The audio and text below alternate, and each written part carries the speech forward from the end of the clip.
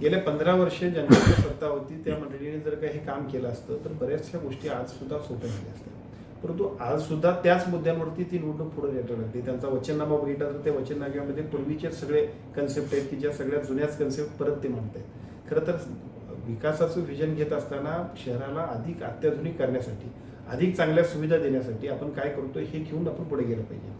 परंतु पूर्वीच्याच सगळ्या गोष्टी, पूर्वीच्याच सगळ्या घटनाक्रमातले रिपिटेशन जे काय आपण करतोय त्यामध्ये व्हिजन नाही, तर तात्पुरते निवडणुकीमध्ये लोकांचा बुद्धिभेद, मनभेद करायचा, आरोप प्रत्यारोपांच्या मालिकेमध्ये लोकांना सुद्धा गुंतवून ठेवायचं आणि मूळ विकासाचा अजेंडा बाजूला ठेवून आपण निवडणूक कुठल्या तरी एखाद्या मुद्द्यावर घेऊन जायचं, अशा पद्धतीचे प्रयत्न पलीकडच्या बाजून चाललेत. मी आपल्याला सांगतो, आज मी मोठा की तो मोठा, यानं चूक केली का मी चूक केली हे बघण्याची गरज नाही. कोल्हापूरला पुढे घेऊन जाण्यासाठी आम्ही काय करतोय याच्याबद्दलची वस्तुस्थिती लोकांसमोर सांगणं आणि लोकांना ते पटलं तर बघता बघता आपण ते करण्यासाठी जी काय प्रक्रिया पूर्ण करायला पाहिजे त्यासाठी पुढे जाणं, या गोष्टी आवश्यक आहेत.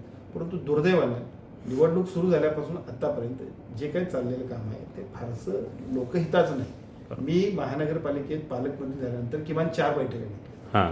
त्या 4 बैठकांमध्ये मला अशा गमतीदार प्रसंग आठवले की ज्या पद्धतीनं त्या महानगरपालिकेच्या एकूण प्रशासकीय कामकाजामध्ये प्रचंड दिरंग आहे, तिथल्या कामकाजामध्ये जो काय बेशिस्तपणा आहे, खरं तर याचा कधीतरी आढावा आपण घ्यायला पाहिजे होता. मीच मलाच ते खटकलं की ज्याच्यामुळे ते बांधकाम करणारा एखादा इंजिनियर आहे तो चुकीच्या पद्धतीने इंजिनिअरिंग काम करतोय आणि मग त्याच्यानंतर एखाद्या माणसाचा मृत्यू होतोय, आपण त्याच्यावरती कारवाई करायला सांगितली.